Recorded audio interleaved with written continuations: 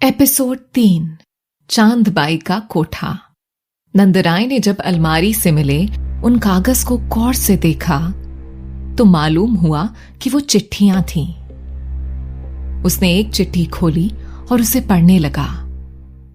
प्रिय लाली, तुम्हारी चिट्ठी मिली। जानकर अच्छा लगा कि अब तुम खुश रहने लगी हो, और ये जानकर और भी अच्छा लगा कि तुम्हारी खुशी की वजह मैं हूं। जीवन में सुख और दुख आते जाते रहते हैं, इसलिए यही कहूंगा कि खुशियों की वजह को थाम कर रखना। मैं चिट्ठियां लिखता रहूंगा ताकि तुम अपने मन की बात मुझसे कहती रह सको, अपना जी हल्का कर सको। जैसे ही बापू का गुस्सा कुछ शांत होता है, मैं गांव आऊंगा। तब सामने से तुम्हें देखूंगा कि खुश रहने वाली लाली कैसी दिखती है। अपना और अम्मा बापू का भी खूब ध्यान रखना। तुम्हारा नरेन। चिट्ठी थी कि कोई जलता हुआ अंगार जो किसी ने नंदराय के सीने पर रख दिया था। उसका बेटा और उसकी पत्नी।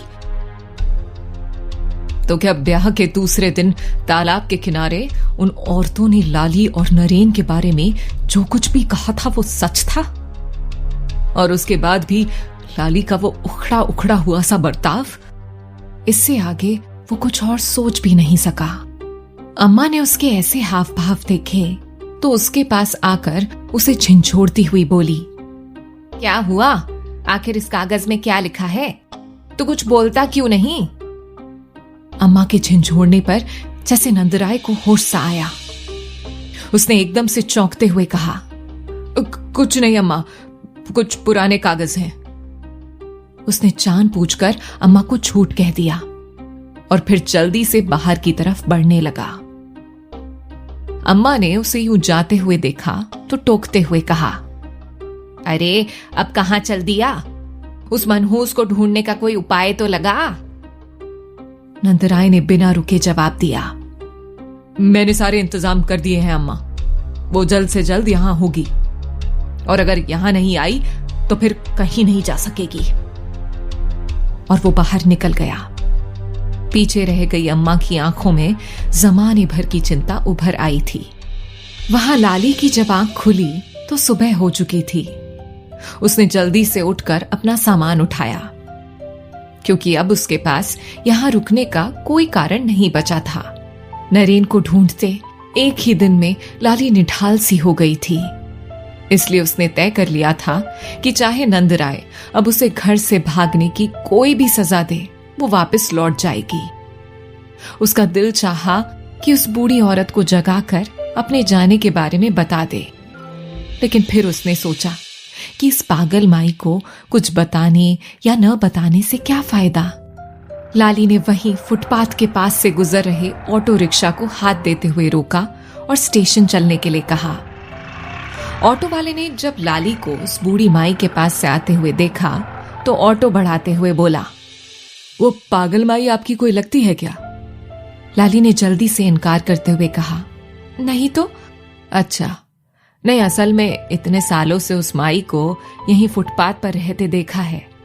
लोग कहते हैं कोई 15-20 साल पहले इस शहर में अपने इकलौते बेटे को ढूंढने आई थी।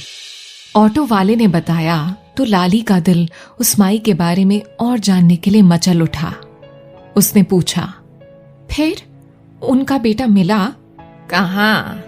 माया नगरी है ये। जो एक बार गुम हो गया वो कहीं नहीं मिलता। कहते हैं कि गांव में साहूकार के कर्जे के डर से उनका लड़का यहाँ बंबई में काम ढूंढने आया था, लेकिन ना लड़का गांव लौटा ना उसकी कोई खबर आई। साहूकार का कर्ज माई ने घर बेचकर चुकाया और अपने लड़के को ढूंढने यहाँ चली आई। उन्हीं लोगों के मुंह से सुना था शुरू में माई ठीक थी, लेकिन बेटे को ढूंढते ढूंढते पागल सी हो गई। बस 20 साल से इसी इंतजार में है कि उसका लड़का लौट आए। आज आपको उनके पास से उठते देखा तो मुझे लगा कि कहीं बेटा अपनी पत्नी के साथ मिलने तो नहीं आ गया। लाली ने जब ये बात सुनी तो उसे जैसे सदमा सा लग गया। 20 साल? तो क्या मुझे भी नरेन को ढूंढने में इतना ही वक्त लग जाएगा? ये सोचते ही लाली की तो रूह ही कांप गई। उसने एक झुरझुरी सी लेते हुए खुद से कहा, नहीं नहीं, मैं वापस लौट जाऊंगी, चाहे नंजी और अम्मा मुझे कितनी ही बातें क्यों न सुनाए। इतने बड़े शहर में तो नरेन को ढूंढते मैं भी कहीं पागल ही हो जाऊंगी। स्टेशन पहुंचकर उसने ऑटो वाले को पैसे दिए और टिकट खरीदने लाइन में जा लगी।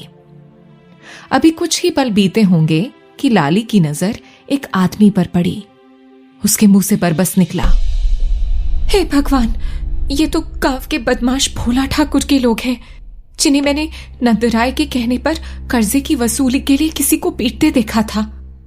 तो क्या ये लोग यहां मुझे ढूंढते आए हैं? उन्हें पहचान कर और ये ख्याल आते ही लाली ने जल्दी से सिर पर रखी हुई चुनरी का घूंघट काढ़ लिया। अब चुनरी के अंदर से वो तो भोला के आदमियों को देख सकती थी, लेकिन वो लोग लाली को चाह कर भी नहीं पहचान सकते थे। अपने शक को परखने के लिए लाली अपना बैग उठाए टिकट की लाइन छोड़कर उनके पीछे जाकर खड़ी हो गई। वो लोग प्लेटफॉर्म पर खड़े गार्ड से एक फोटो दिखाकर पूछ रहे थे, अरे भैया, ये छोरी 2 दिन पहले घर से भाग गई है, तूने देखा है क्या इधर कहीं? गार्ड ने पहले उन लोगों का चेहरा देखा, फिर कुछ उकताई हुई आवाज में बोला, ये तेरे गांव की पंचायत ना है, बंबई है बंबई। लाखों लोग आते जाते हैं यहां से, अब क्या मैं हर किसी का चेहरा पहचानता फिरूंगा? गार्ड की बात सुनकर वो आदमी अपने 3 साथियों के साथ आगे बढ़ गया।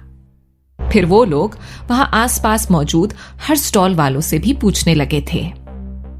लाली उनके पीछे पीछे ही थी ताकि उनकी बातचीत से पूरी स्थिति का अंदाजा लगा सके। उन लोगों ने एक पानी बेचने वाले के पास पहुंचकर लाली की तस्वीर दिखाई ही थी कि उसने उसे पहचानते हुए कहा, हाँ भैया, अभी कल सुबह ही तो हमारी दुकान से पानी लिया था इसने। इतना सुनते ही भोला के आदमी एकदम से खुश हो गए। उन्होंने फिर आगे पूछा, कुछ पता भी है कि यहां से कहां गई होगी? दुकान वाले ने याद करते हुए कहा, सही सही तो याद नहीं है भैया, लेकिन वो शायद किसी हॉस्टल का पता पूछ रही थी। उनकी बातें सुनकर घूंघट ओढ़े लाली का जी थक से रह गया। उसे लगा अब यहां रुकना खतरे से खाली नहीं। तभी चारों लोग कोने में जाकर बातें करते हुए बोले, इस छोरी को किसी भी तरह ढूंढकर नंदराय को वापस सौंपना है। दूसरे ने उसकी बात सुनकर कहा, तुझे क्या लगता है 2 दिन हो गए छोरी को घर से निकले, अब तक क्या सही सलामत होगी? ये बंबई बस शिकार और शिकारियों की नगरी है। अब शिकारी तो वो गांव की छोरी हो नहीं सकती, इसलिए अब तो पक्का किसी ने उसका शिकार कर लिया होगा। और क्या वैसी लड़की को नंदराय अपने घर में वापस रखेगा? कहकर वो आदमी मक्कारी से हंसने लगा। ये सुन पहले आदमी ने उसे डांटते हुए कहा, अब नंदराय उसे रखे या काट कर तालाब में फेंक दे, ये उसकी मर्जी। हमें तो लड़की को ढूंढकर उसे सौंपना है और अपने पैसे ले लेने हैं। क्या बात कर रहे हो गुरु, बस पैसे लेने हैं? इतनी मेहनत हम करें तो थोड़ी मलाई तो हमें भी खाने को मिलनी चाहिए। वैसे भी एक लड़की के साथ एक आदमी ऊंच नीच कर बैठे या 10 आदमी, क्या ही फर्क पड़ने वाला है? उनमें से किसी एक ने जब ये बात कही तो वहीं घूंघट में खड़ी लाली अंदर तक हिल गई। तभी उनके सरदार ने कहा, अरे जो करना होगा कर लेना तुम लोग भी, बस वो छोरी मिल तो जाए सही, पहले उसे ढूंढो। उनकी बातें सुनकर अब लाली को वहां और रुकने की हिम्मत नहीं थी। सिर्फ नंदराय और अम्मा की डांट की बात होती तो और बात थी। यहां तो नंदराय के भेजे गुंडे लाली को अपना शिकार बनाने की बात कर रहे थे। उसने कुछ तय करते हुए अपने बैग को जोर से थाम लिया और तेजी से वहां से बाहर निकल गई। अभी वो तेज तेज चलती हुई स्टेशन के बाहर निकल ही रही थी कि तभी सामने से आ रहे एक अधेड़ उम्र के आदमी से जा टकराई। उसके हाथ से छूटकर उसका बैग नीचे गिर पड़ा। साथ ही उसने देखा कि उस आदमी के हाथ में पकड़ा सब्जियों का थैला भी नीचे जा गिरा था। उसमें रखी सारी सब्जियां भी बिखर गई थीं। उसने जल्दी से अपना घूंघट पीछे किया और उसकी तरफ देखते हुए बोली, माफ कीजिएगा चाचा, मैं बड़ी जल्दी में थी इसलिए आपको देख नहीं पाई।